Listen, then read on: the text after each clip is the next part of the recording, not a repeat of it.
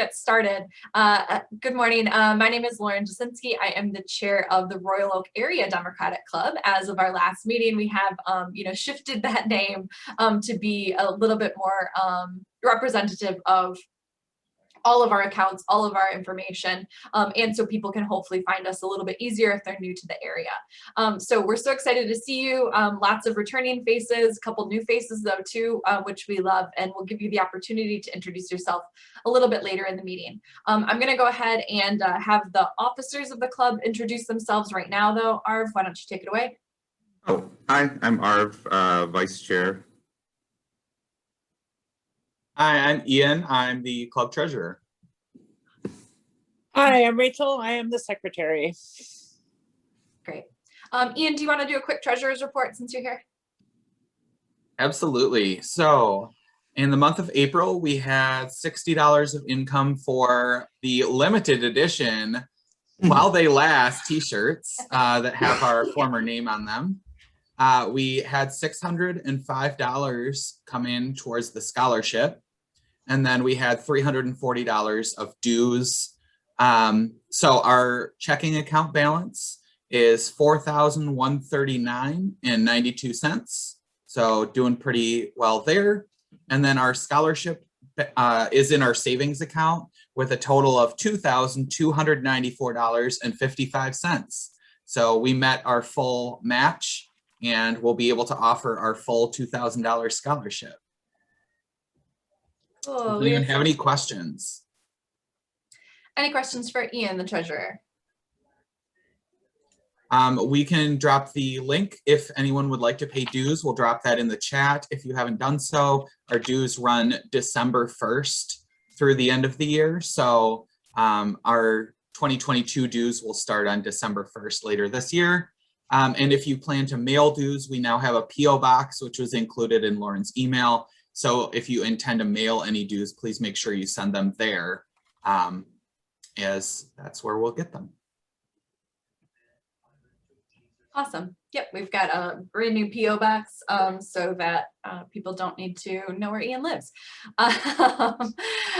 We'll be putting all that information in the chat and along with today's agenda as well. So we are very excited to welcome this month's guest speakers. Julie Lyons-Bricker is also joined with a couple members of the Royal Oak Environmental Advisory Board. Before we jump into that though, I am going to hand over the floor to Representative Padma Kupa real quick. She is joining us from Troy. We're going to let her speak first because she has a very exciting day ahead of her. Her son is graduating from Michigan State. So yay, we're always excited about more Spartans out there in the world. So Padma, go ahead. Good morning. Thank you so much, Lauren. I had reached out a few weeks ago and wanted to just come say hello. I haven't given you all a legislative update. I know you get one from my wonderful colleague in Royal Oak, but I represent Clawson and Troy, and I know that Clawson area Democrats tend to come to the Royal Oak Area Democratic Club. And so I also have my wonderful county commissioner, Penny Lubes, here. And so just wanted to make sure that you all know that we both work together. In fact, I just chatted with her saying I have a couple of Senate bills I need to talk to her about. Also Jesse Trojka is here from, and I'm going to murder his last name, and I thought Indian last names were bad. Jesse and I both serve as trustees on the Troy, or you're more than a trustee. I'm just a trustee on the Troy Democrat. We on the e-board of the Troy Democratic Club. I would like to be a member of the Royal Oak Area Democratic Club, so it's good that you put the dues in there since I represent Clawson. I do want to ask for a couple of, if you have any questions of me. I am on 3 committees: tax policy, rules and competitiveness, and local government.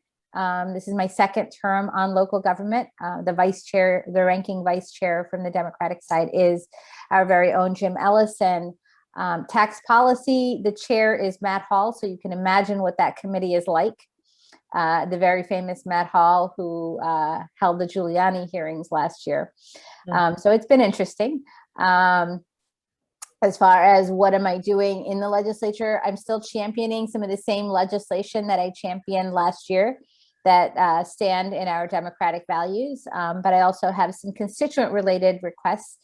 Those of you who love shelter pets and rescuing animals, I reintroduced my shelter pet, making the shelter pet the official state pet.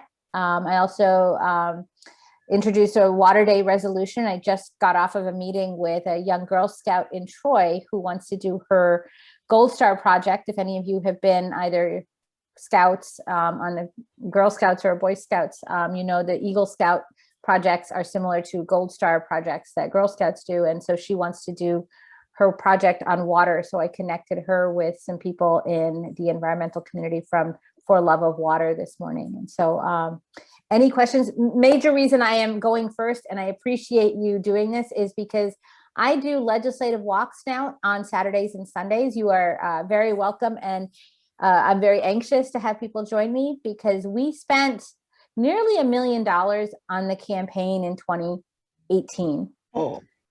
Between me and what the Democrats spent.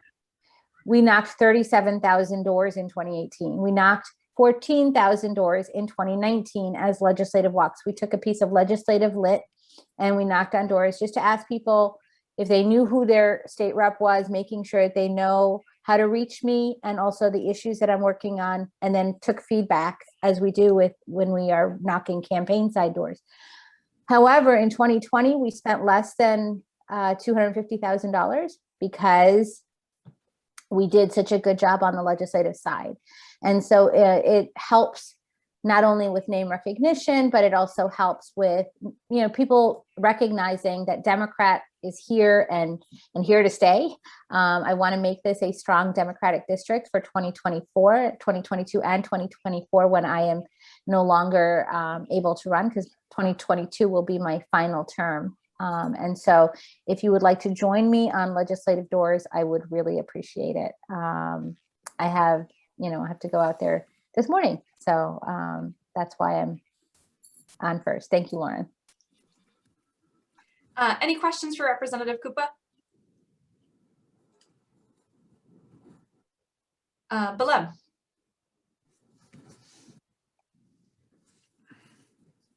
Good morning. How are you? Where are you? Oh. There you are.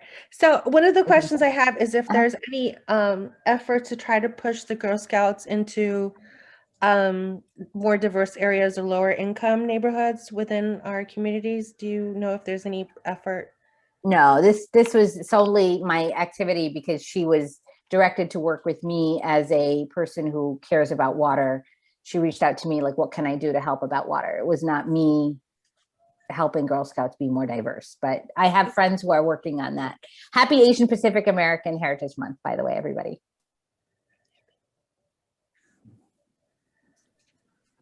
Padma, there's a question in the chat from Larry that's asking, just not everyone follows along with the chat, so just wanted to make sure. Yeah, no, I'm there. I'm looking at it. I just please visit my website and then or contact me at I'll put that in the chat window, but contact me at padmakupa@house.mi.gov.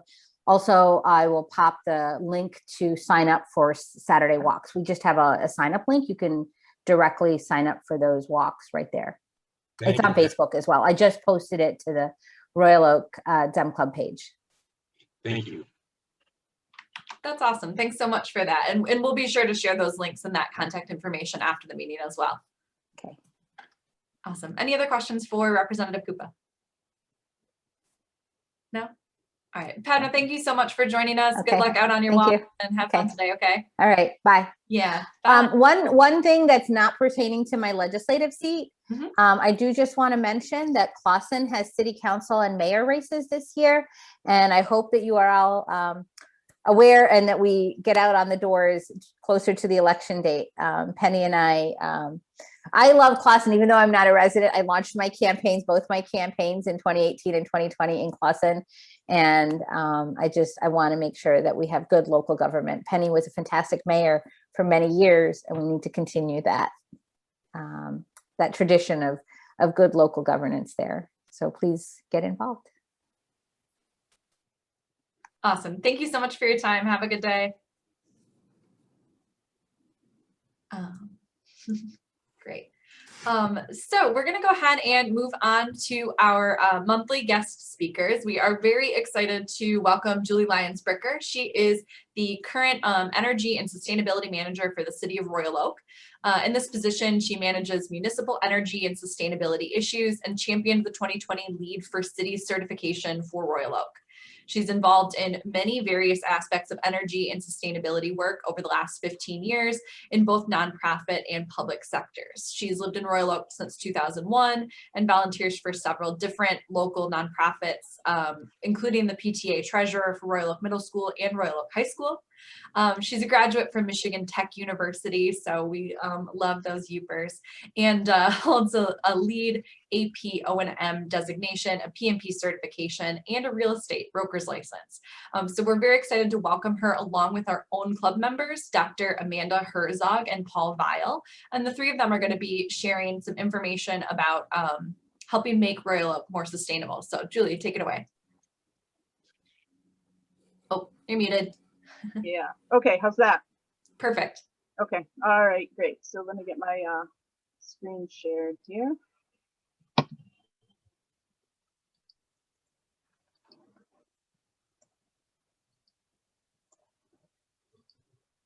Okay. Can you see my slide? Yes. Yeah, Yes. that's perfect. Okay. Yeah. Great. Thank you. Okay, well, good morning. I'm really happy to be here with you and Amanda and Paul to share a bit about sustainability that are efforts that are occurring in the city, and in particular, our sustainability and climate action plan. First, I'd like to start with some basic grounding. What is sustainability? It's defined as meeting the needs of the present without compromising the ability of future generations to meet their own needs. And there are three pillars of sustainability, including the environment, social equity, and economic development. You can see them here in the image. Sustainability is not an end goal, but a journey that we can take to improve the social equity, environmental, and economic conditions in our community. And as you can see, they really are interrelated, and we need all three of these. So also embedded within these pillars are opportunities to mitigate carbon emissions. And this is a key part of that sustainability journey. Why? Because climate action is needed now. The Earth's climate is changing faster than at any point in the history of modern civilization, and primarily as a result of human activities. So without substantial mitigation and adaptation efforts, climate change is expected to cause increasing losses of life, infrastructure, agriculture, ecosystems, and property within this century. And locally, we're already feeling the effects of climate change through higher frequency of high heat days, more extreme precipitation and flooding events, an increased number of insect-borne diseases like West Nile virus and the Eastern equine encephalitis, and longer periods of drought. And the total cost of these extreme weather events for the US, and they're defined as greater than $1 billion, from 2010 to 2019 has been calculated to be more than $800 billion, and that's billion with a B. This figure includes the Southeast Michigan 2014 flood event disaster that many of you probably remember. As you can see in this image, the 2010 to 2019 decade had almost 2 times the number of events and 1.5 times the number of deaths compared to the previous decade. Reducing carbon emissions is an integral part of mitigating these climate disasters. So it's clear time is of the essence and there's a lot of work to do. But on a more hopeful note, Royal Oak has been engaging in sustainability for years.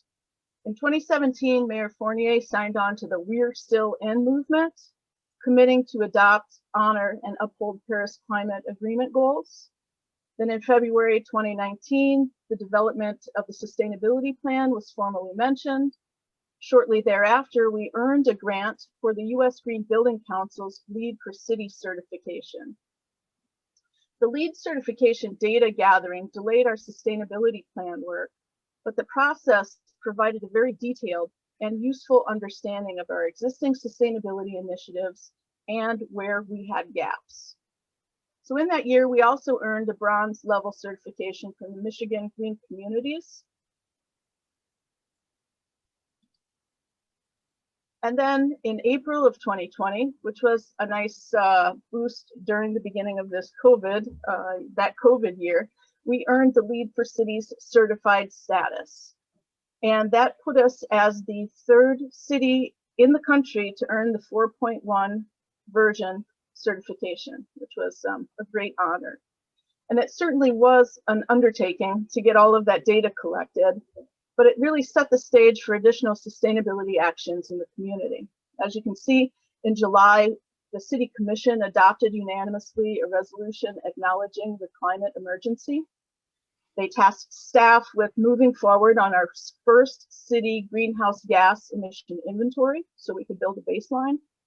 And they expanded the scope of the Royal Oak Environmental Advisory Board.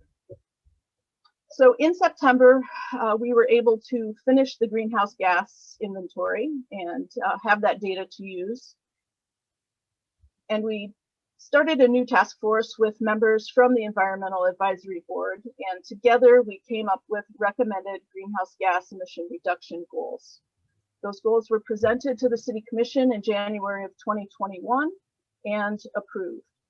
So that's a quick timeline of where we have been and where we are now, and I hope that's helpful. On our next slide here, you can see this is the inventory of existing city sustainability initiatives that was gathered as data for our Lead for Cities submission.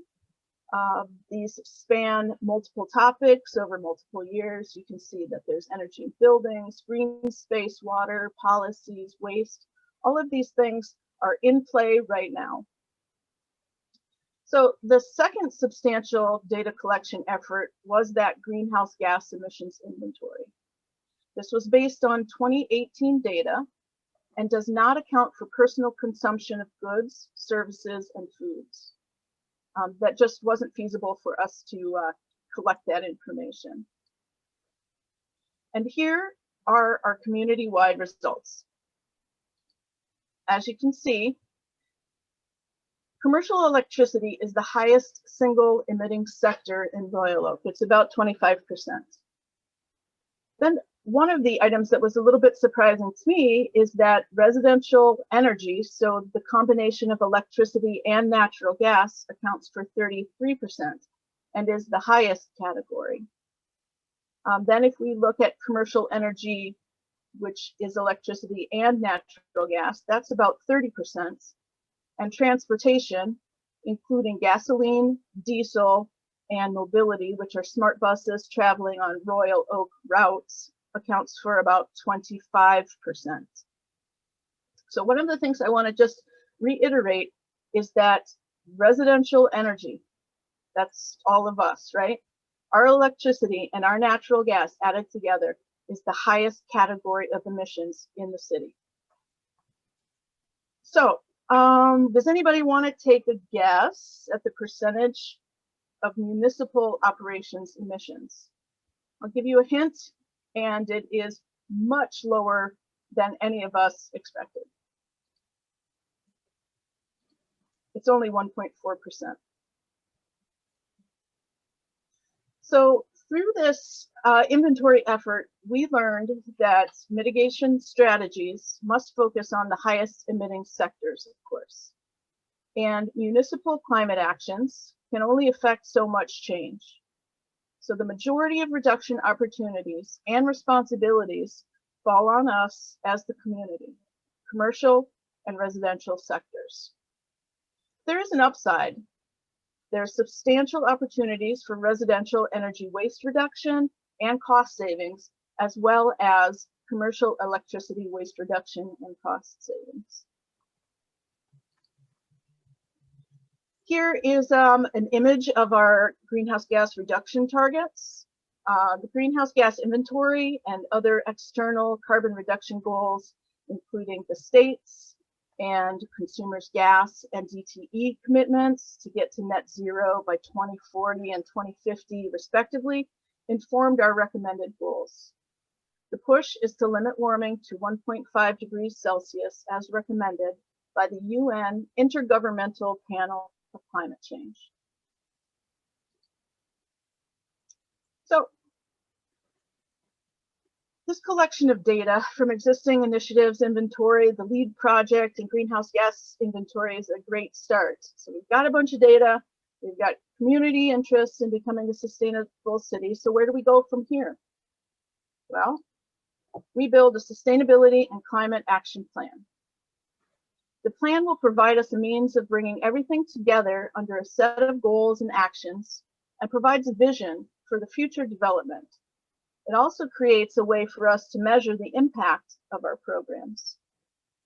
Creating this vision and goals framework for a long-term sustainability is a desired outcome of developing the plan, but the planning process itself has several benefits for our community as well.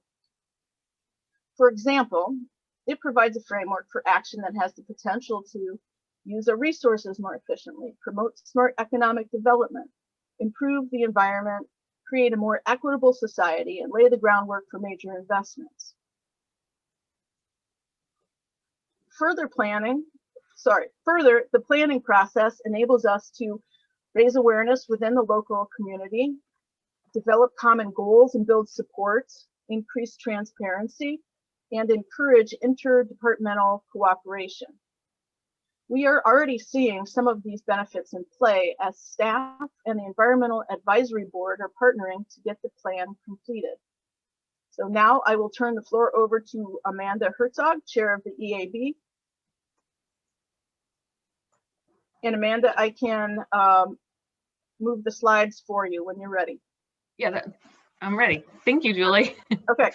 So the Environmental Advisory Board is a diverse group of subject matter experts that are passionate about the environment, especially at the local level. So there's 14 EAB members, 11 appointed resident members, a city commissioner, the Department of Public Service and Recreation Director, and the Energy and Sustainability Manager.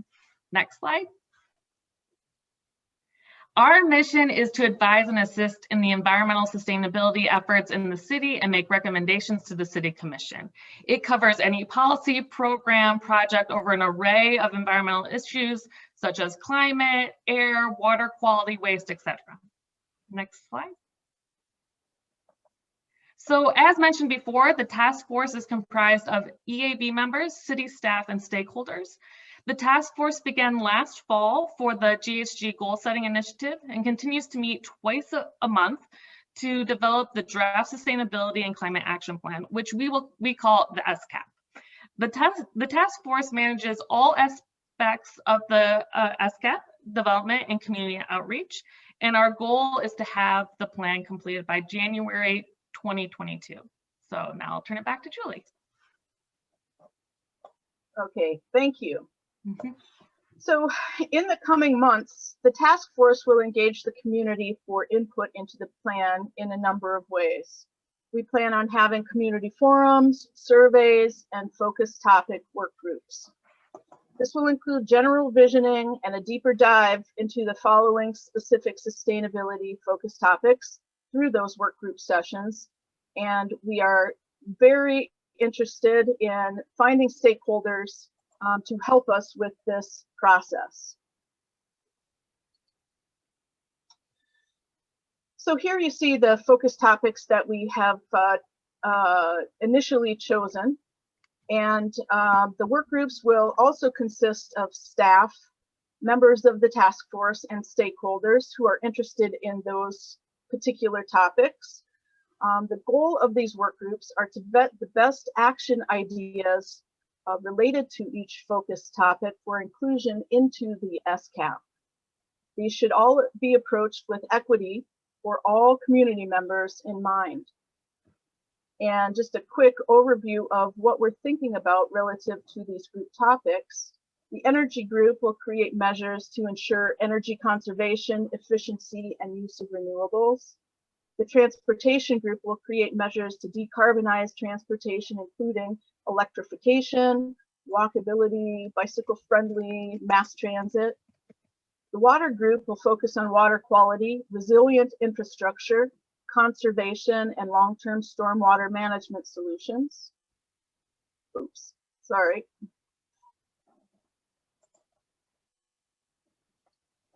Okay. Okay, pardon me. The waste group will create measures to reduce solid waste to landfills through reductions, reuse, recycling, and composting. The green space group will focus on the tree canopy, existing green space, biodiversity, and the current density of our built environment. The last group is the quality of life group, and that one will focus on public health and wellness, safety, hazard mitigation and resilience, arts, culture, and social equity. And within each of these topics, the work group will recommend appropriate policy adjustments locally and at the county, state, and national levels. Again, the goal of these work groups are to vet the best action ideas related to the focus topic for inclusion into the SPAC. That said, all proposed action ideas will be evaluated considering these issues: impact, cost, the cost of doing nothing, the transformational power, technical feasibility, time needed to implement the actions, and then co-benefits. Again, community engagement is going to be key to the success of the planning process, as well as the implementation of future actions and to meet our goals. So please consider participating in the work for the betterment of our city. If you are interested in participating in some way, there is a link here, the www.romi.gov/SCAP, SCAP. If you're interested, please click that link, sign up. It's a quick survey to ask about which topics you might have interest in, your address, your email, so we can contact you. And anything, there's an open question for anything else you might like to tell us or have us consider. So that's there. Please feel free to sign up and feel free to share. And with that, that's it. Thank you very much. We look forward to questions here. And Paul, Amanda, and I are ready for them. Thank you.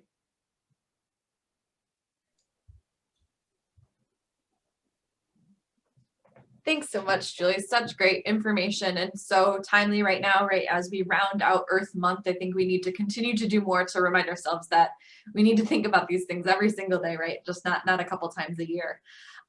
We are happy to take some questions from the audience here for any of the people, right, that have spoken.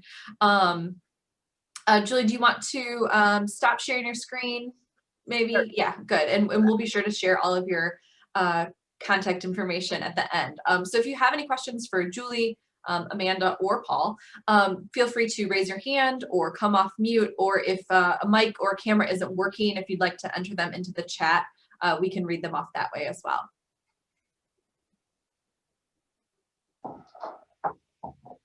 Lisa.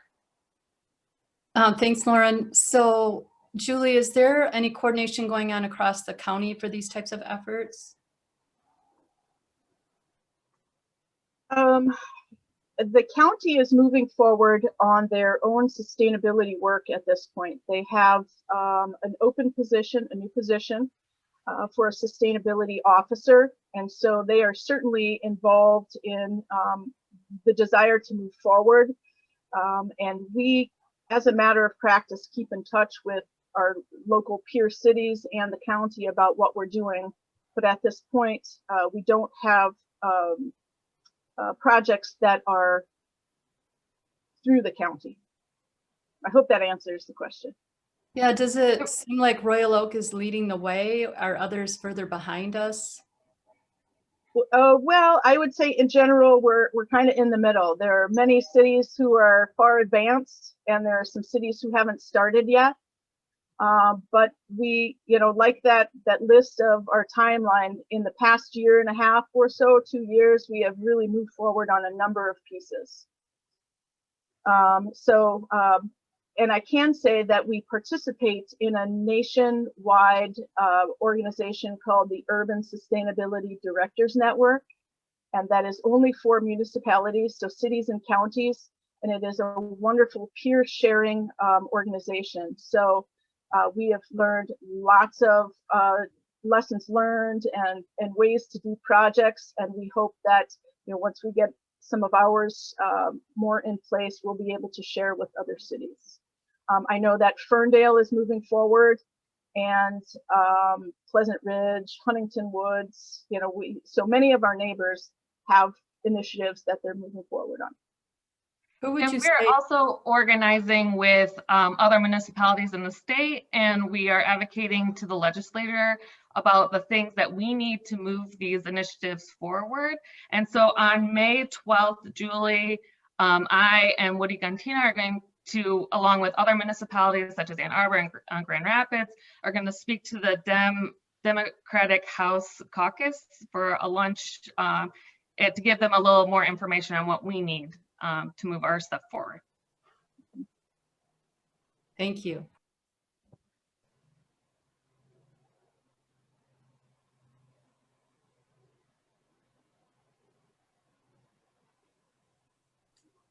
William and/or Elaine Asher. I guess it was me. I was wondering if there's been much discussion in the green space area, or maybe the stormwater management area, of encouraging the use of native plants by the city and also by residents. Yeah, so William, that's exactly what we are looking for in these work groups, is to have the community help us understand what is important to us all. And then, we would bring those things to the city. But indeed, native plants and tree canopy, it's all being discussed right now for that green space topic. So please sign up as a participant. Let us know that, one of the interesting topics to you is the green space, and that would be great. And, and also the county is doing so many things with native plants. I know the park system is, and they are also, the county is also doing a native plant giveaway, I think next month. Penny is nodding her head, so I'm sure she's going to talk about it. Great. So native plants is on the radar.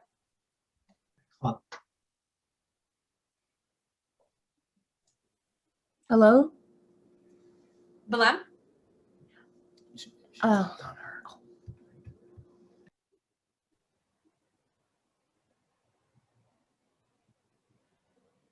Sorry about that. Okay. So I have two questions. Do you want me to ask one now and then one later, or two? No, go ahead and ask both. All right, cool. So I've seen, I don't know if Paul Weil can provide more information about this, but I actually have seen the compost system that Paul Weil has at home.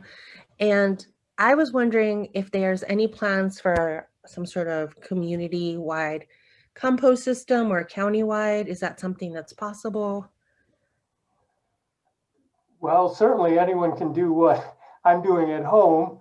Really, basically all my vegetable matter, I just take behind my garage. I have a little compost area, and every so often I turn it, and every 2 years I rotate it into my garden. But within our climate action plan, sustainability and climate action plan, and our focus work groups, we have the waste topic group, and there we're very interested in reducing the amount of waste going to landfill, and certainly a lot of the waste that is going to landfill could be compostable, and so that's something that we want to expand going forward. So those people are interested in reducing waste. Yeah, highly encourage you to participate in the waste focus work group. You should give tours. I hate to open your, you should give a tour of your compost system. It's pretty, I mean, it seems simple, but it's, I don't know, I found it very interesting. Maybe it's good for a YouTube video, huh? We'll do a little YouTube video. All right, good idea. I will do that. Thank you, Blum. Oh. That has also been an initiative of the Environmental Advisory Board, talking about composting, how we can bring it. We first started with maybe the restaurants getting involved in that, because at the time Hopcat was doing it. We know that residents are doing it. We know that there's been a pilot at the city level. I think the library, the city hall, and the community center have been doing it. So we do want to encourage like a citywide plan eventually. But so if you're interested in waste, join the waste group. I am so interested in waste. I love garbage. So yeah, just a detail, the company that we currently use for the city's composting, which started as a pilot at the library and now has expanded, like Amanda said, to the city hall and to the senior center by the high school. It's Midtown Composting. They do commercial composting where they come and take, you know, the contents of a 5-gallon bucket once a week. So we never have anything smelly, and it all gets taken to an outside compost farm and turned it back into dirt, and they sell it.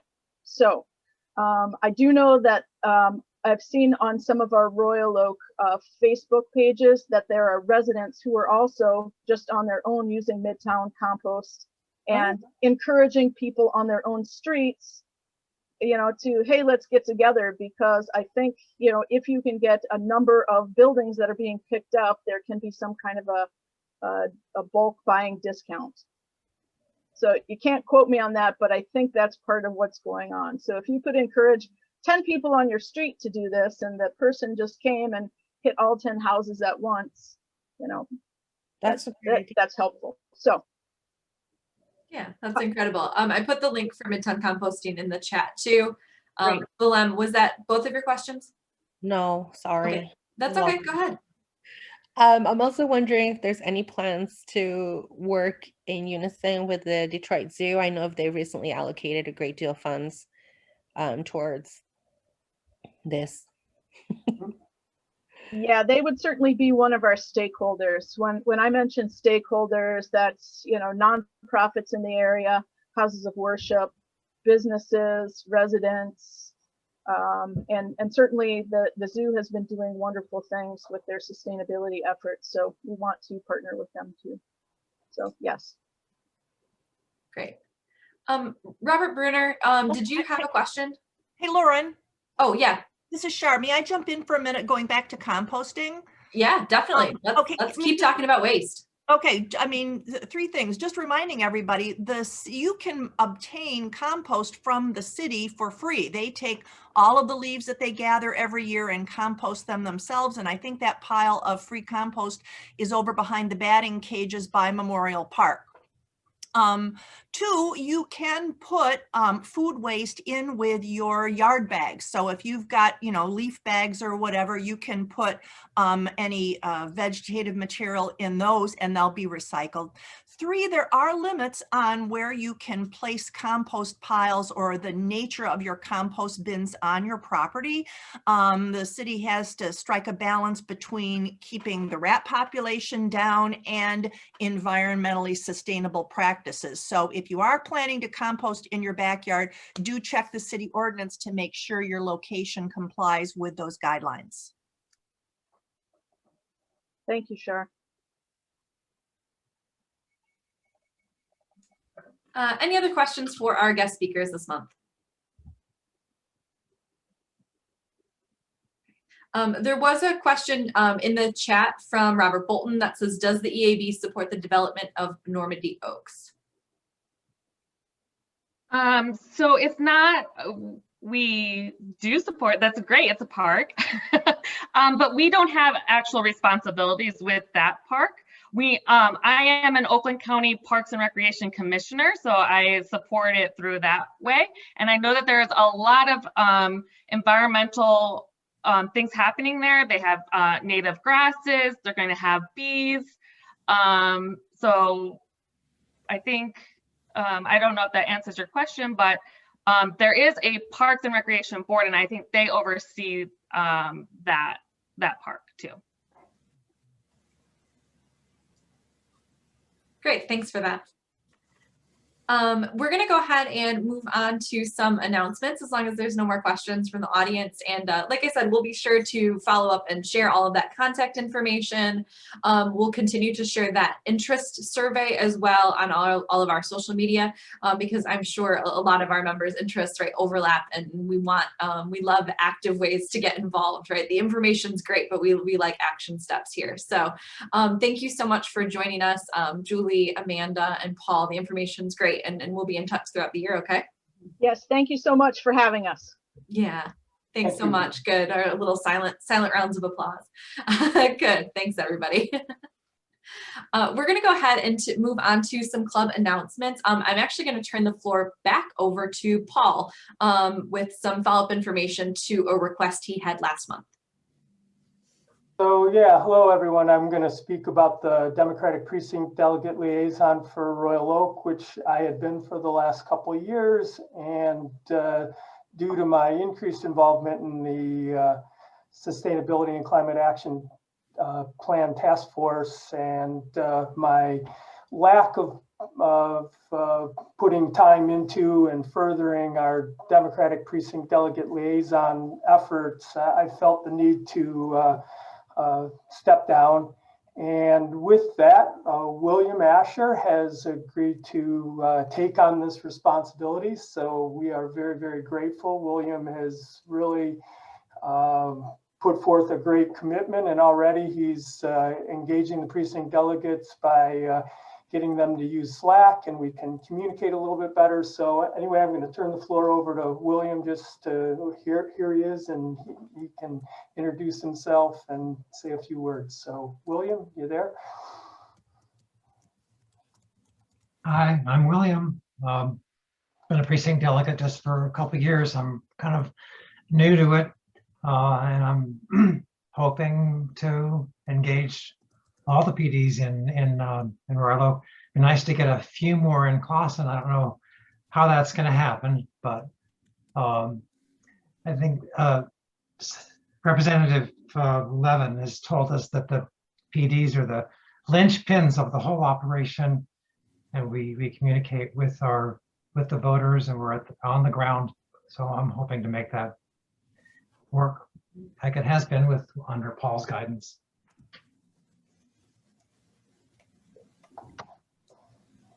Thanks so much, William. We're glad to have you. Yeah, again, some silent cheers. Hopefully you're on gallery view to see that people are excited and happy for you. But we're glad to have your efforts, and we know you're going to do a great job. Like we had mentioned last month, this is not necessarily, this is kind of as big or as small of a job, right, as we can make it. And we need to continue to encourage our PDs to be active and build up the momentum that we've created in the last couple of years. If you heard of Paul's announcement last month and were like intrigued by it, but not 100% sure about taking it on your own and would like to help William in any way, or kind of learn more about what the PD system is and how those people are involved, or if you'd like to run for PD, we're happy to help support you in all of those things. So you can feel free to reach out to William. I'll put his contact information in the chat. And you can reach out to us directly too at the club, royaloakdemocrat@gmail.com, and we'll put everyone in contact with each other because we're excited about getting this moving forward. So congratulations, William. Glad to have you. I'm going to hand the floor over to Shar Douglas. She actually has a quick update from our local DAR chapter. Thank you, Lauren. And Lauren, of course, will be too modest to introduce this topic herself, but I have no such compunctions. I'm a member of the local chapter of the Daughters of the American Revolution. This is an organization of descendants of people who fought in the War of Independence. I'm very pleased to announce that Lauren Jasinski is the Michigan State DAR History Teacher of the Year. Applause for Lauren. Thanks, everybody. This means that she is a candidate for the National History Teacher of the Year Award, which could bring her an award of $5,000. Lauren and I, you know, we don't know about all of the things that Lauren does in her day job, but I do now. One of the coolest things she did was, like a year ago during COVID, introduced a program called Wildcats Connect. She teaches at Oxford High School, a mental health resource for students and teachers, and the district adopted that as part of its larger social and emotional learning plan for this current school year. She coaches the Model UN team. She tutors at-risk students and helps coordinate a nationally recognized leadership program for 11th and 12th graders. She guided students to create the district's first Gender and Sexuality Alliance, and led others to create a chapter of High School Democrats of America. So everybody join in and give Lauren a great big round of applause for all she does for her kids and for the Democratic Club. Thank you, Lauren. Thanks so much, Shar. It's been fun to work with the DAR and learn more about that organization and all the good work that you guys do locally as well. So it's a very, very cool acknowledgement. It has been the toughest year, you know, for all of us, but definitely a challenging year for schools and for teachers. So it's extra special, I think, to get a little bit of a nod about the hard work that we're putting in. So I'm out there. You know, we're trying to build people up and to get these kids connected and involved. And I know I relate almost everything back to my teaching. So thanks for all of you for bearing with me, because I love what I do and I love this club, and it's been fun to start seeing some overlaps and getting young people more involved in this stuff too. We're actually also kind of in the works with Maddie Haynes, Lisa Aileen Haynes' daughter, to start working on a Royal Oak High School chapter of the High School Democrats of America too. So we've got lots of moves happening, and this is exciting. So thanks for all the congratulations, and thanks, Shar, for connecting me with your organization. So yay. Any other announcements? I did see somebody pop some information in the chat from Dana. Dana, do you want to speak? Sure. I don't have anything else to say other than please come to the trivia night. This is going to be a lot of fun. If you've never done a virtual trivia night, it's really competitive, and I've done like 4 or 5 of them, I think, at this point, and we've got a friendly host. His name is Zach Rich. He's on Farmington school board, and longtime Democrat. He also works for Haley Stevens' office. He's going to be our host for all of our virtual trivia nights we're having. We're having them in May, June, August, and October. And it's just to raise a little bit of money and get us back together and have some fun. It's $25 per person. You can have a team up to 5 people on the team, and it gets to be a lot of fun. So I hope everybody can come, and I see a kitty cat. She's a Democrat too. That's okay. I think all cats are Democrats. Cool. That sounds so fun. So that is hosted through the OCDP, right? And it's a fundraiser for them. Yes, it is. Cool. We've got lots of things in the works. We're also finalizing a strolling dinner for September. And then next April, we're going to be having a gala celebration that hopefully everybody can come to, because we'll be out of the pandemic and we're going to raise a heck of a lot of money. And all of that money is going to go for all of the Oakland County incumbents, the reps, the senators, and the commissioners. So everything we raise is going to go to them for that. Cool. That sounds so fun. I love trivia. So if anybody in the club would be interested in organizing a team, it looks like a team of up to 5. I would be totally into that. Cool. We'll continue to share that Facebook event as well. Any other announcements, events coming up, or information that we'd like to share? Arv, I see you. Yep. Thanks. So I just wanted to share, we talked last month about changes to the master plan, and we had a great conversation going forward with that at bar night. And I shared, at that time, I shared a link to sign up for a group. We know that there's probably going to be a group that forms to fight against any master plan changes. So this is like a private, this isn't a Dem Club official group. This is just a private group of people who want to, work in favor of master plan changes. So I just dropped a link in the chat. Feel free to sign up if you're interested. That's Cool.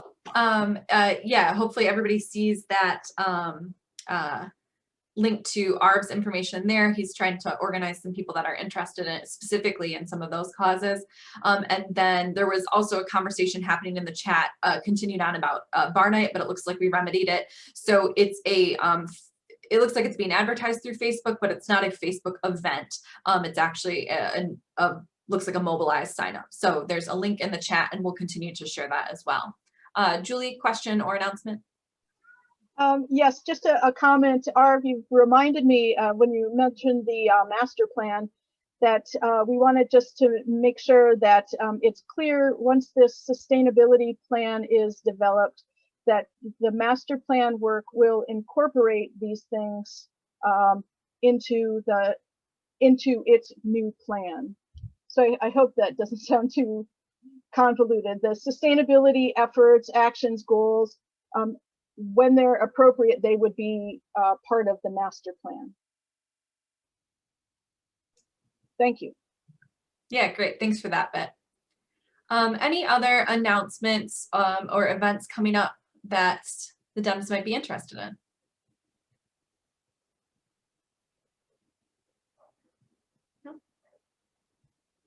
Okay, great. Before we move on to our elected officials reports and some of our Democratic Party reports, I'd like to take a second to acknowledge anybody new in the meeting. So if you are either a new member joining us for the very first time, or maybe haven't been in a meeting in a while and would like to just say hello and talk about what brings you here, we'd love to hear from you.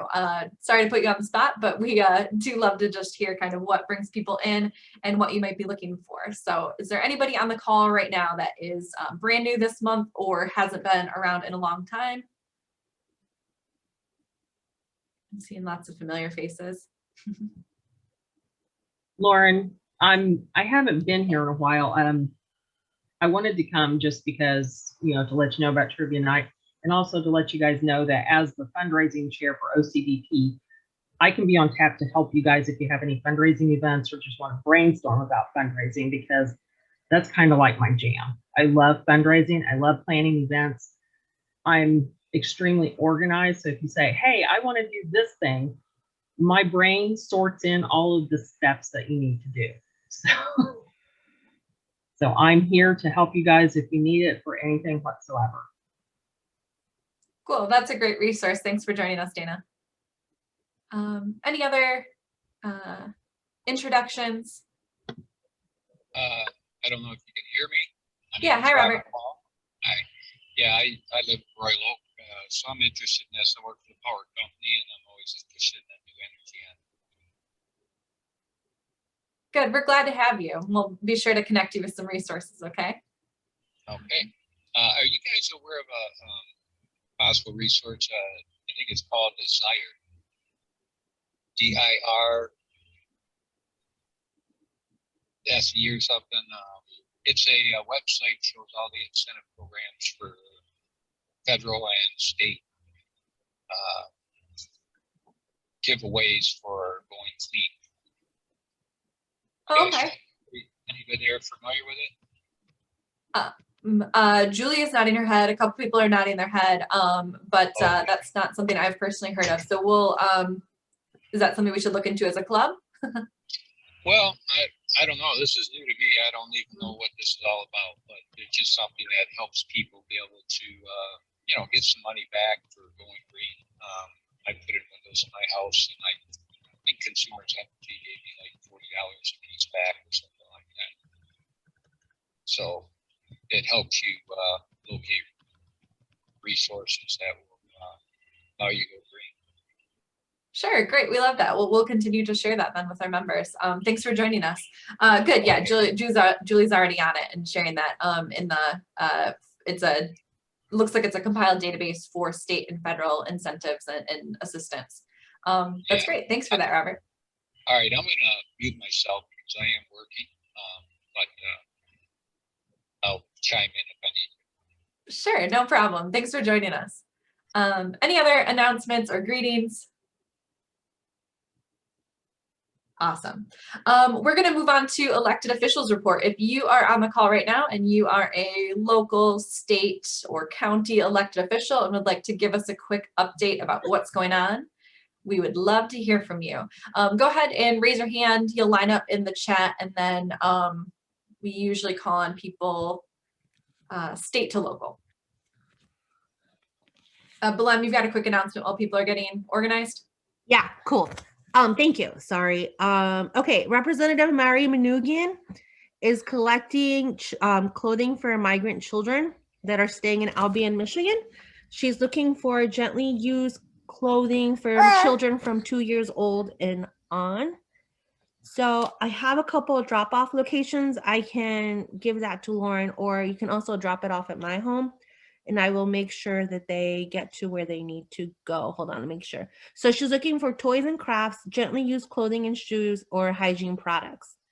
And it's from now until May 7th. So I will put that information on the link on the chat, and then I'll make sure that Lauren gets it. Belem, may we send a check?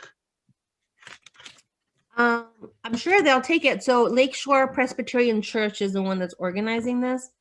And so Lakeshore Presbyterian? Yes, and the Plumbers Union, and I'll put a flyer. I'll give Lauren a flyer. I'm sure they'll take donations. They're pretty Thank you. in need. Thank you. Thanks. Yeah, that's great. Thanks for that information. State Representative Jim Ellison, why don't you take it away? Thank you, Lauren. Excuse me, a little bit congested today. Good morning, everybody. I tried to do a quick wrap up. It's interesting that we had the presentation on the environment today because we've passed some legislation affecting the Environmental Act. First, we have a 4-bill package that decriminalized some violations of the act from a criminal penalty to civil infraction that was basically to clean up the court system. It was a Republican initiative, but most of us Dems went along with it anyway, so it was all right. And also on that, we passed a number of bills that are targeted to increase recycling rate to 30% by 2025 and 45% after that. That was a bipartisan package. There was also a bill introduced by the chairman of the House Oversight Committee to let him have subpoena power so that he can subpoena the governor and get all the information he wants from her because he doesn't like her. But that did pass, unfortunately, by 59 to 50, that right down party lines. Another one brought up that was kind of the stuff we waste our time on is gas cans. Someone doesn't like the way the new gas cans work, the ones that meet the EPA standards. And so they voted to not allow those new style cans and go back to the old style cans that spill gas. But again, that was a partisan vote. It did pass. I voted against it. I think it's kind of crazy bill. What else we got here? Oh, we did pass a package of bills on school bus safety. Various things to help streamline the school bus process, but most importantly, there was a bill passed that prohibits somebody from entering the school bus without the driver's permission. So in other words, somebody just can't jump on and try to do something.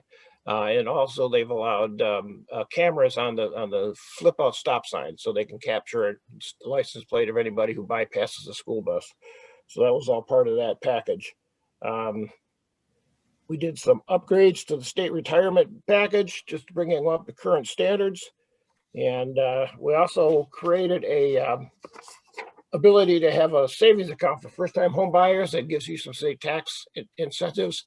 That was a Mary Manoogian bill, and that passed. So basically, it worked like those of us who've been around a long time.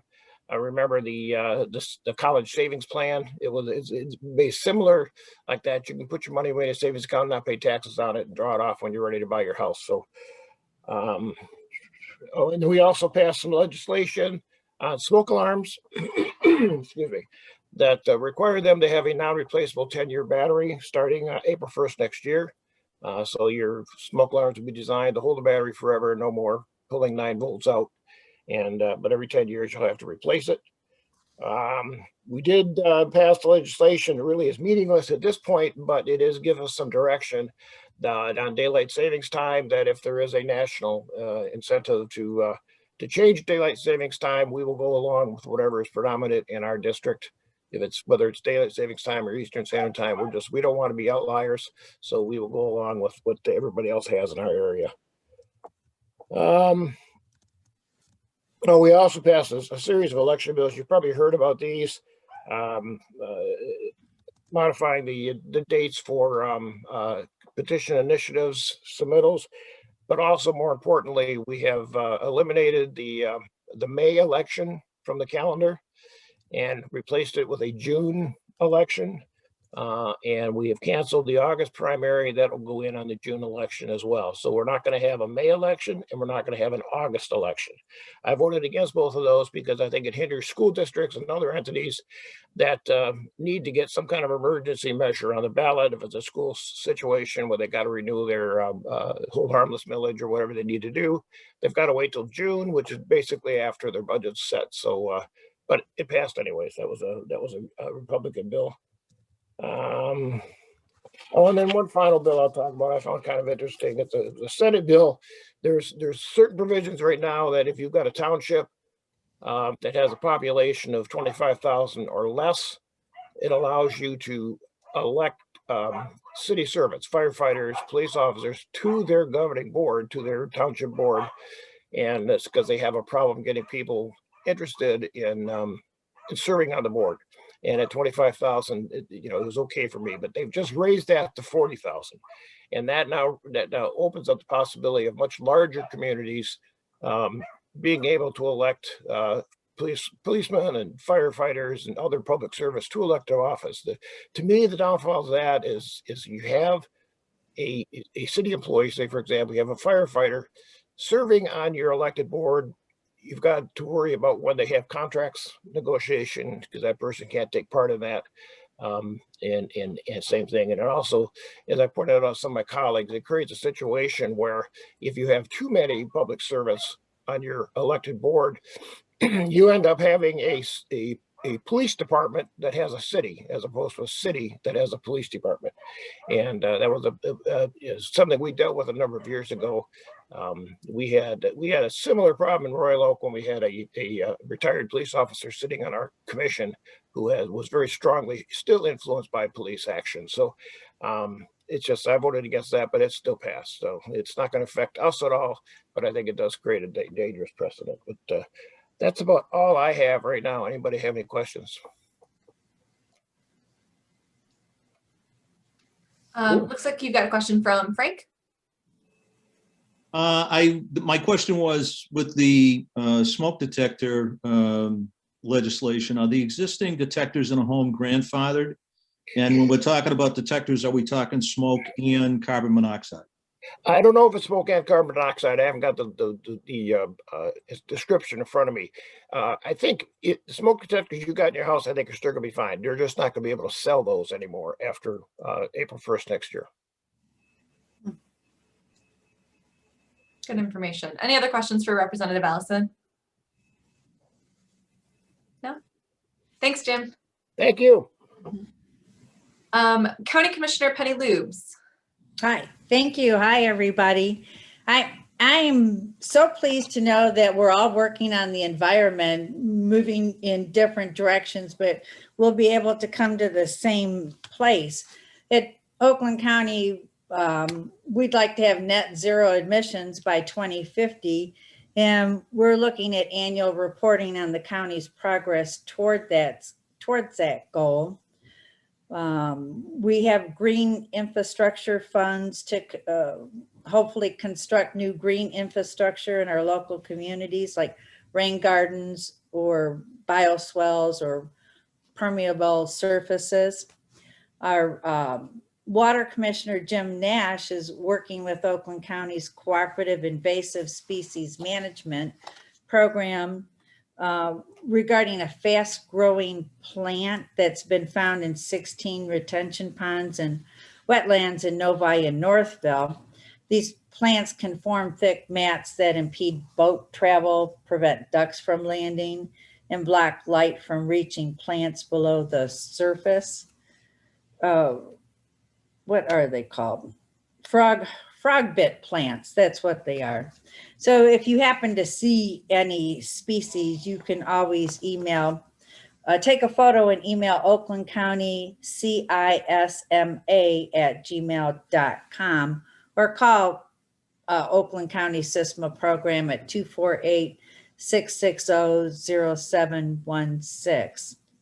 We are having a native plant giveaway. The date that it starts has not been announced yet, but right now you can email our staff person, Amy Aubrey, and I did put that information in chat, that you'd like to be on the list for native plant giveaways. And there'll be different locations around the county that you can pick up the native plants, and that it's free.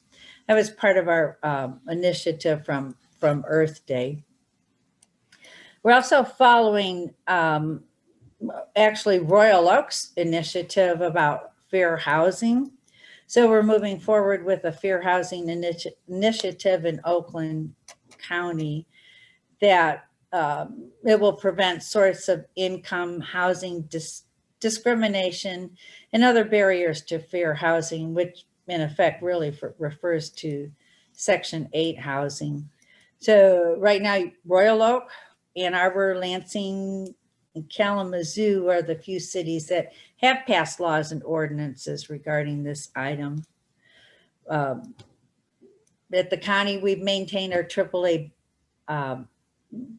bond, which helps our finances.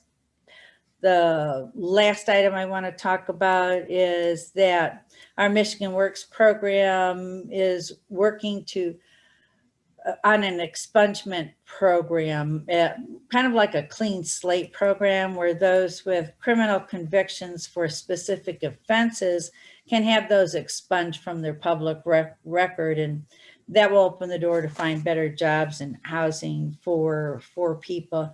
And of course, there's criteria to make that happen. That's it for now.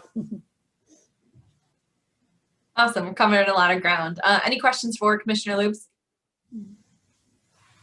No. I did put the link to the Oakland County Invasive Species organization in the chat, and we'll continue to share that as well. This is actually the first that I'm hearing that we have this option, and it's pretty cool. It looks like there's even an app that you can download on your phone. So like if you're out taking walks and things like that, and you're concerned about something but don't know how to identify it, you can snap a picture and it goes directly to this SISMA organization. So pretty cool. Any other questions? No? All right, city commissioners, Shar. Actually, Shar, Shar, do you mind if I jump the line here? Go ahead, Brandon. Thank you. I'm on vacation right now, guys, and my family is eagerly waiting me to talk here so we can go to Tulip Fest in Holland. So, are they all lined up on the other side of the computer? You have no idea. I'm in a lot of trouble at the moment. On top of that, we just found a stick on my daughter about an hour ago, so it's a little stressful in the house. Anyways, thanks for letting me jump the line. Speaking about being on the west side of the state here, I drove through Saugatuck yesterday. They had a big plaque in town advertising how they have been Tree City for 10 years now and how proud they are of that. And I looked at that and I got a little chuckle because I think Royal Oak's going on 43 years in a row of being a tree city. Here we are in the densely populated southeast Oakland County, and Royal Oak has long valued their trees and the environment, as opposed to Saugatuck on this beautiful west side of the state, plentiful of natural wildlife. So it's something to really be proud of, and something that this commission keeps on pushing forward. So thank you to Julie and the EAB members who are here. We're really keeping us moving in the right direction here. Okay, so there's Char and Pat here. I'll be pretty quick. This month, really fun, cool thing. We hired a new city attorney. Our former city attorney retired for the second time last October, and we've been using interim city attorney, a hired position, but we really need our own in-house person. So once his name's Aaron Leal, who's coming to us from Denton, Texas. Aaron was hands down the most qualified candidate that we interviewed. We had a very long interview process over multiple days. And Aaron was hands down the most qualified person for this position. He brings with us over 20 years of municipal experience. So the cool thing that I'm really looking forward to, someone typed in the human rights ordinance inside the chat. Well, we can finally get the Human Rights Commission up and going, because we've been waiting on a attorney who's dedicated to us to make sure that we're doing this in the right legal manner. Because the previous city attorney had an opinion that we might have needed to go to a vote to establish the commission. So that's going to be, out the gate. One of the first things we're looking at is establishing the Human Rights Commission. So that's keep your eye out for that. We're hoping it comes this summer. He also has got to look at our marijuana ordinance, and we have applicants lined up. We're getting ready to go on that. You'll see that coming up. So city attorney's going to come in with a lot of stuff going on. So that's exciting.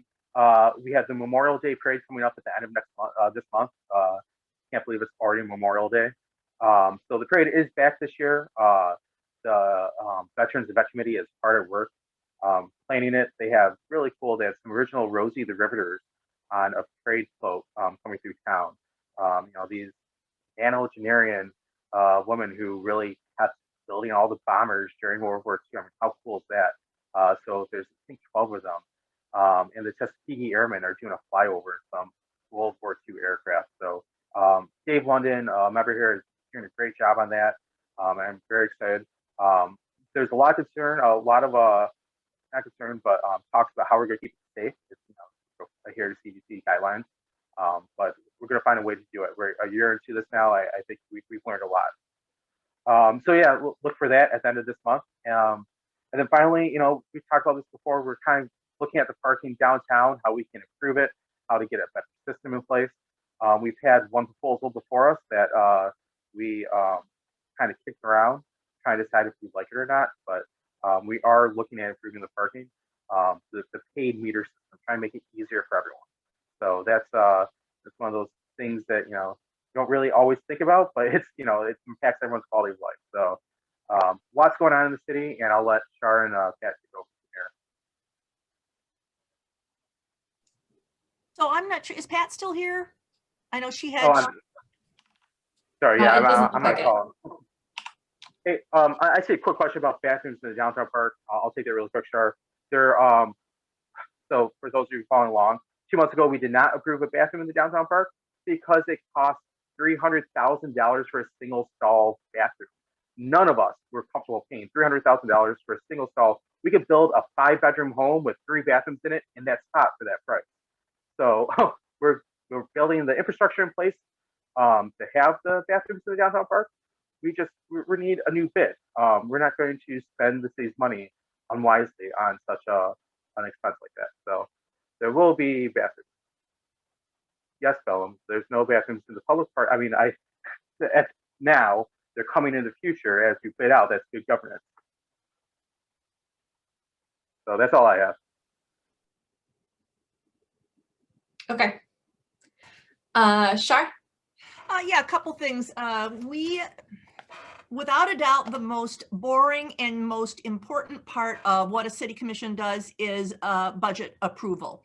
And we will begin our budget process for the coming fiscal year in May. There will be 3 special city commission meetings on the 17th and the 19th. And we often cancel the 3rd meeting, but if it does take place, it'll be on the 26th. I recall the election a couple of years ago, a candidate, one of the ultimately unsuccessful candidates, when asked a question about the budget, said something like, oh, I just don't understand all of that. I'll just leave that up to the rest of you. That is not how we roll at the city commission. So it's these are long meetings. They are tedious meetings. We do a lot of prep through a draft budget book that's about 2.5 inches thick. So if you really want to know how the sausage gets made, that's what we're going to be working on during the month of May. You may have heard that the city of Royal Oak is going to receive or is eligible for something like almost $30 million in federal COVID relief funds. We have no idea how we qualified for that amount. There was some obscure formula that apparently even our congressman doesn't know exactly the workings of. And we're not certain that we're going to get all of that. I mean, I'll believe it when I've got the check in hand. And of course, everybody has great ideas about how we're going to spend it. I don't necessarily know that that will be part of the budget process because, you know, bird in the hand, etc. But that possibility is out there. And then I wanted to quickly talk about you may have heard Sky is Falling flap about how the city is going to destroy the war memorial in the park, and they've got to save the war memorial, and veterans are being mobilized to save our legacy, all of which is really a political stunt that is, you know, is a politically motivated tack on the city of Royal Oak. The fact is there is a monument that is going to be thoughtfully and appropriately recognized in the award-winning Centennial Commons Park. The monument is being treated respectfully in a park that is for everyone, not just for veterans. And in fact, this monument isn't a veterans memorial, it's a memorial to people who lost their lives in war, and it's really for their families and their descendants. We are anticipating that there will be an ordinance on the ballot in November written by this politically motivated group that in fact will harm the city in multiple ways. So without belaboring it here in the group, if you have any specific questions about this, I'll drop my email in the chat and I could answer specific questions or give you details about the background behind it.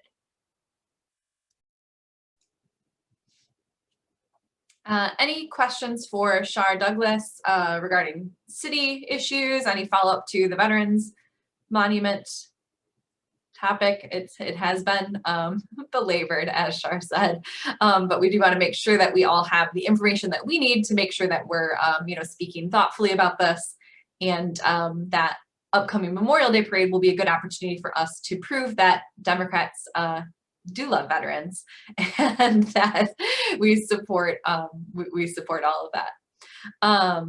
Any questions?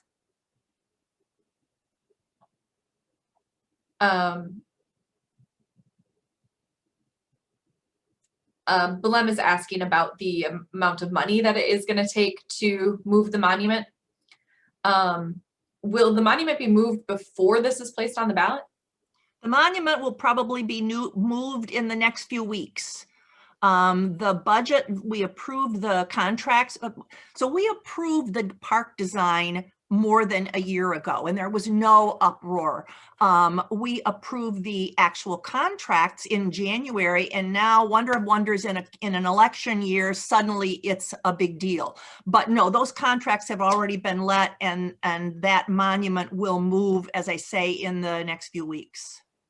And once again, just to drive home the point, we can afford the bathrooms. We could fit in a $300,000 bathroom today.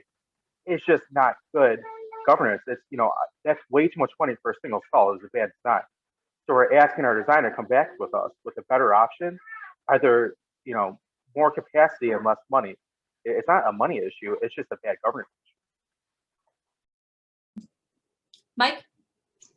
Yeah, quick question for Shar. Can you hear me okay? Cool. So once we move the monument, is it an issue of the city getting sued after November if it happens, this thing happens to pass, or what's the, in a succinct way, I guess, what's the key thing that's going to hit us? The proposed ordinance says that if it passes, the city has to move the monument back to where it was. So it will get moved from its new spot in a beautiful, appropriate glade of trees and plantings into a spot directly in front of the library and in the pathway from the south side of the park to the library. Furthermore, the people of Royal Oak will have to pay for that move. The DDA is paying for the park, has paid for the park design and is paying for park construction. But if we have to go back after the fact and move that monument back again, city manager says that could cost like $400,000. It's not just a snap your fingers and move it, and it will wind up in a far less desirable place. Yeah, seen a few head shakes over that one. Any other questions for our city commissioners? Robert said, where is it now? If you've been downtown, well, it's fenced off now, right? Because the construction has started. But it's, yeah, directly between the police department and the library. There's a flagpole there. Yeah. Okay. It looks like Senator Mallory McMorrow isn't on the call with us this morning. She returned this week from maternity leave back to her job as our representative. And she's doing great work in terms of speaking out for what it's like to now be a working mom and protections and support for working moms. And we have, as always, a great advocate in her up in Lansing. One of our members did want us to mention too that just this week she re-proposed an anti-conversion therapy law. This was proposed back in 2019 and it died. And so she has reintroduced that and hopefully getting that ban happening at the state level. So that's an important thing to watch, just a good update as we, move forward with all of our equality and diversity efforts and human rights efforts right across the state and locally. And Brandon, we are very excited to hear that movement is happening about the Human Rights Commission, and we'll be sure to keep an eye on right what starts happening in terms of recruitment and hiring for that. Any other questions for our elected officials? Are there any other elected officials on the call that we've overlooked? Any of my board members can help me out. Maybe if there's anybody I'm not seeing. I don't think so this morning. Okay, we're gonna move into some Democratic Party updates. Is there anybody here from the Democratic Party at the state or local level that would like to give us an update? Arv, I know you want to speak briefly about State Central Committee. Yeah, sure. So we had the first quarterly State Central meeting last month. And it was my first time attending as a delegate. So I just wanted to give a report back. There were 5 items on the agenda, which I shared. I think the 2 biggest ones were the budget and the appointment of more members to the State Central Committee. And so I'm new, so I'm not going to go overboard on this. The process seems a bit anti-lowercase d democratic to me. As far as the budget goes, we were approving a 2-year, $5 million budget. And the discussion was limited to about 10 minutes. The question was called, that's a parliamentary procedure. You can call the question. And if there's enough votes, you just stop discussion, even though people still have questions. The question that I had was, I was hoping to see a 2-year budget to actual for the previous 2-year budget, which wasn't presented. So, and we weren't given any of the material prior to the meeting. And I guess that's normal, but seems a bit strange to me for such a large amount of money. But the other thing that I would say is somewhat like lowercase d democratic was there was another motion to add the chair appoints some number of people to the I think it's called the executive committee or some other officers at large or something, and they become voting members of State Central. And we went through this process of electing people at the state convention, and you go district by district, and you're able to, we have like 14 people from each district. So it turns out there's like 180 some. Don't quote me on the number, but at least you're at your district level, you know who they are and you can vote. But now we were given a slate of, I think 80 some additional people after the meeting had started. And from all over the state where you don't know who they are, and it's an up or down vote as to whether they get added. So I don't know, this process seems a bit strange and rushed, and we went through all that. But the highlights are the budget was approved. I think it was similar to the last one. Don't really know for sure, but there were officers appointed, and yeah, I'll inform you about the next one. But I just wanted to say there is a group that's trying to get a little bit more of a democratic process in this. It's called MI Solidarity, and I'm sharing the link.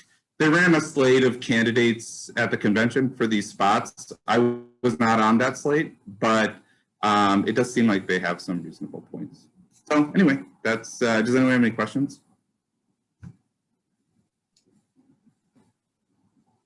Any questions for about updates at State Central? Awesome. Thanks for keeping us updated with all those things. Like we said, we can encourage democracy within the Democratic Party. Sometimes we need to be reminded. Any other elected officials members or people associated with the Michigan Democratic Party here at any level that want to give us an update? No. I know Mona usually joins us. She has continued to pass on some information about some phone banking opportunities, even though we are not in a statewide election at the moment. There's lots of work being done in between election cycles to make sure that people have updated their voter ID, people that are maybe haven't voted in past elections to do some voter outreach, and the MDP is organizing all of those things. So we'll continue to pass on opportunities to phone bank and connect with voters in off years, because we always have this surge right before, especially a presidential election, and then volunteers drop off, and we really need to keep this momentum going all of the time. Any other announcements or updates from the party level or local information? Yeah, William.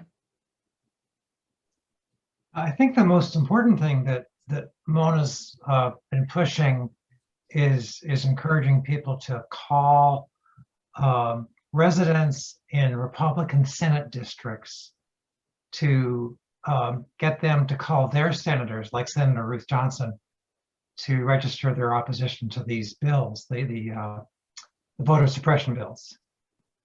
And that's something that Elaine and I have been doing, and I would encourage everybody to do that. And I guess I can drop a link in the chat about how to do that. Absolutely. Yeah, good. Ashley's already got that. Thanks, Ashley. There are, some outreach opportunities as well to encourage people to speak out and speak up about the voter suppression laws that are being passed really all over the country, right, and being talked about. So we got to get some work. Hey, Lauren. Hey, Amy. Just along those lines, so I am the current chair of the OCDP subcommittee on voter registration, and we've been meeting and talking about these bills a lot lately. And so we dropped a link, and Ashley's on the committee too, so we dropped a link in the chat to the OCDP's website. And so, there was a phone bank that kind of, I think ended yesterday, so we'll see if the MDP reboots that. And then on that website, there's also a link to a few events that Voters Not Politicians is putting on in regard to these efforts. So encourage you to click on that link and get signed up and do some phone banking. And also, I'll put my email in the chat. If you're interested in doing some sort of collective phone bank, organizing like an event, a social event around this, send me a note, and I'll see if we can put something together from the OCDP standpoint. That's great. Thanks, Amy. So that brings us to an end of all of our new business for this month's meeting. Look at that, almost right to 11:30. Holy cow. We do just have a couple new business items, some things to make you aware of in the upcoming month that we want to make sure that you have all the information for that you need. As Commissioner Colo mentioned, we've got the Memorial Day Parade coming up. There should be some wonderful events happening there, since we weren't able to have one last year. There's going to be an army band and a parade, a flyover from the Tuskegee Airmen, and some Rosies there, which I love as a history teacher. That we're going to have an actual World War II Rosie, who worked in some of the plants nearby, and I think some other like Rosie supporters and people dressed up as Rosies that are going to be walking with her, which is pretty cool. We also have our monthly third Thursday virtual bar night hosted by Paul Curtis. We meet, it's just a chance for us to meet a little bit more informally. We of course loved having these at local bars and restaurants before the pandemic, but as of right now, we're just continuing to meet virtually for a chance to speak with each other, meet and talk about some local issues. That happens on the third Thursday of every month. So the May meeting is going to be on the 20th. So mark that on your calendars and join us. It's a lot of fun, and we've some good laughs there. Also take some time to check out our treasurer Ian Duncanson's podcast. He started this kind of at the beginning of the pandemic, and he presents a bi-weekly podcast. It comes out every other Monday about some local and state issues that are of note to Democratic-minded people and Democratic followers. It's called Mitten Politics. The link is in the agenda, and we'll share that as well. It's also always linked in our email updates. Our June monthly meeting is going to be on Saturday, June 5th at 10 a.m. Still continuing to be on Zoom. We know we are all very, very anxious to begin to try and do some things in person, but we will continue on with our monthly meetings being held on Zoom until things get better across the state, until our vaccine numbers go up. We are going to be welcoming Eli Savitt. He is the Washtenaw County prosecuting attorney and is a civil rights lawyer and has been very involved with judicial reform work at several different levels in the city of Detroit and now at Washtenaw County. So he's going to be joining us to speak a little bit about his work and the efforts that can be done across the state, and hopefully some ways that we can help support that work here being done in Oakland County. So that's what we're going to be discussing next month. Any other announcements, comments for the greater good, updates for anyone in the meeting? No? All right, seeing none, I would entertain a motion to adjourn for the month. Yeah, Paul, I see you. Second. So moved. Good, and we've got a second from Elaine Asher. All in favor of adjourning for the month of May? Aye. Good. All opposed? You want to stick around and talk politics more? No, I didn't think so. We'll see you at bar night. Everybody go enjoy the sunshine, and we'll see you next month. Bye. See ya. Thanks for joining us. Bye, everybody. Great meeting, Lauren. Thank you, everyone. Yeah, thanks, Brandon. Have fun with your family. Enjoy the tulips. Seriously.